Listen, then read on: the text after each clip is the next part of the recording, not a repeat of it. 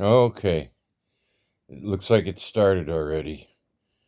Well, Henry Kissinger, one of the most evil men ever to waddle the face of the earth, had one last chance to do something good for humanity, and he fucked it up. If only he could have survived till I got my hands on him, I would have been locked up for good. And you'd have gotten the jail writings of Rick Harsh. And boy, they would have been good. Imagine how much I would have had to say about, well, it would have been a crime novel. Um, how I killed Henry Kissinger. But I don't think I would have had to say why. I got a call last night at 3:40 in the morning. It was Bob in Texas. And what better way to hear? He looked at me and he said, I thought you'd be celebrating, and I think he might have used the word hoopla. Where's all the hoopla? He didn't say firecrackers, I don't think, but I told him I'd remember, but, you know, uh, I'm, I have a hard time with, well, that's why I write fiction, because I can't remember anything, you know, what color was it? I don't know. Let's make it pine green. Okay, might have to be fiction then. I don't know how I ever wrote a memoir or two. I did though. But uh, Henry, he's got a firm place in my oeuvre. He's got it's a shame I didn't write it. I might have written some of it. I don't remember what's the name of that book. The Assassination of Olaf Palme by Rick Harsh et al. In that book, I I had a friend, Princess Haltane, who's had some mortuary studies or whatever you'd call it. And he wrote a real nice passage on the physical processes that would happen um, when Kissinger died. Depending on how he died, he gave several possibilities. I remember one of them was hanging himself, and you know, and there's more to it than just shitting your pants when you hang yourself. Uh, and there were several of them. I can't remember. Uh, but I read it on here once, and it was really well written. And I have no idea if I probably, most of the time, I usually changed a little here and there, but I don't think I changed much. Because Hultane really enjoyed it. He got into it, and why not? I mean, Kissinger was one of the deadliest people in the world. Today's the day that everybody's going to read all kinds of bullshit about him. But if you look at if you look in the Intercept, that should be online. They might have a good, here's what Henry did. Of course, I think most people, when they think of Henry Kissinger, they think of Salvador Allende. He orchestrated that.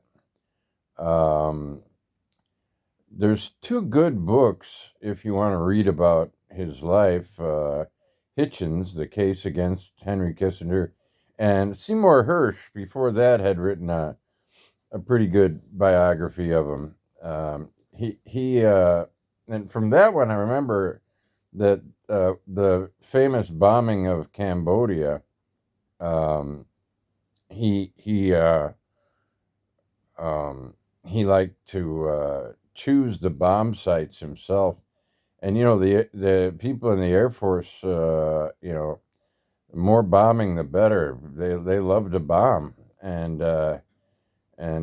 so they would let him choose bomb sites, or at least think he was. I don't know. Uh, because it was all good fun for everybody. So the illegal bombing of Cambodia, Kissinger was allowed to choose some of the bomb sites. Of course, when it happened, it was a scandal. That was back when you had to work a lot harder to create a scandal back then, in the good old days. But at least people knew what they were, and it was not a legal thing to be bombing Cambodia when you're supposed to be bombing Vietnam. The fuck, Henry? Well, it was okay. They let him do it. And it was found out, and he blamed it all on Nixon. It wasn't me. I didn't even know about it, he said. But he actually chose bomb sites. Um, that was the child in Henry. And my God, we all were children once. Um, when I was a kid, uh, I was, I was, I suppose I was middle class, but there's deprivation. Um, it's relative, but we're all deprived. I was never even. My parents had no Air Force connections, and so I was never allowed to choose a bomb site. And even the child that remains in me has never had a chance. I mean, I don't want to say that I never bomb anything. I do. The first really warm, summery day of every year, I buy a new squirt gun, and I squirt it at bald people under my balcony. And I suppose that's as close to Kissinger as I get, and you might say, well, so you can see the humanity in Henry Kissinger. And I guess I refuse to. I don't know why. I know it's essentially the same human impulse, you know. Um, I and if you knew and you told me, well, Henry only bombed bald Cambodians, I'd say, "Yeah, okay, maybe there is some link there, but I don't know. I have this this um, delusion that when I squirt bald people, that they actually kind of enjoy it. I mean, I've had a couple people threaten to come up and kill me, but I kind of I don't know. It's kind of a game, and most people when they catch me at it, they laugh. It I don't know if I don't have the perversity of imagination to picture Cambodians frolicking in laughter under the Kissinger bombs. Um, but that wasn't the worst thing he did for me. For me, the worst thing he did was uh, when he was using the connection with Pakistan to make contact with China so that um, Nixon could meet Mao. Why he wanted to meet Mao, I don't know. I don't believe that it was for any real politic reason. I think Nixon just wanted to meet Mao. And he probably thought he could learn something. And anyway, in order to do that, they needed a connection because the U.S. wasn't talking to China at that time, and so. they went through. Was it Ayub Khan? I don't know. What the prime minister of Pakistan at the time? They went through him, and to get in their good graces, they made a deal with them. I don't know if you remember East Pakistan. It's now Bangladesh, but it was one of those countries that had real strong birth pangs, because in order to become free, they had to rebel, and in order to successfully rebel, they had to be put down. Um, India would not allow uh, uh, West Pakistan to use its airspace, so the U.S. sent a bunch of C-130s.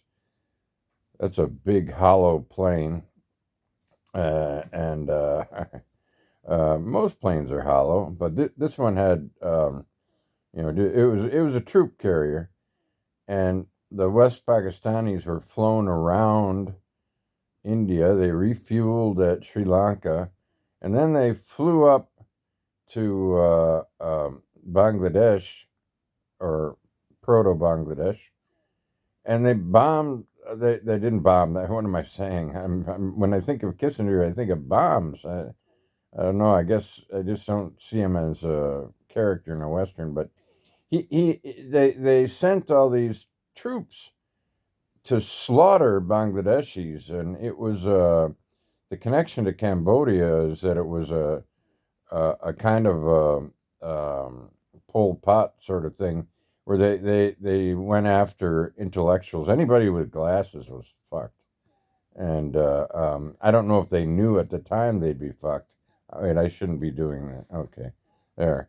Yeah, anybody with glasses was shot on the spot, and they just slaughtered. I don't know how many they slaughtered, but if you remember back in those days, it created a refugee crisis that brought India into the situation, and India defeated um, West Pakistan in war, and Bangladesh became free. And well, I wouldn't say you have Kissinger to thank for that, but well, there's he was afraid to travel, um, and maybe that's what kept him alive so long. Maybe one thing he did for humanity was say, hey, if you want to live to be 100, commit some war crimes, and then just don't ever leave the country, and you'll live longer. I don't know how much he moved around, how much he exercised. I really don't know much about his personal life, um, other than I got some suspicions about his perversions. Maybe I'll write about them someday. I don't know. The perversions of Henry Kissinger. What did he do his last 3 years or something like that? I imagine there were no video games, but lots of little toy soldiers and firecrackers, probably. Or maybe the military supplied him with cluster bombs. I could imagine him buying chess sets and playing chess with some granddaughter or grandson, and as soon as he started to lose, he'd say, "Okay, back away," and he'd throw the cluster bombs, and um, game was over. And Henry did not like to lose. So there you have happy Henry Kissinger Day is what I want to say. And I guess I've said it, and I can look at this now, and so I can accurately put my finger on the little two dots that signify that it's over. Goodbye, Henry, you fuck.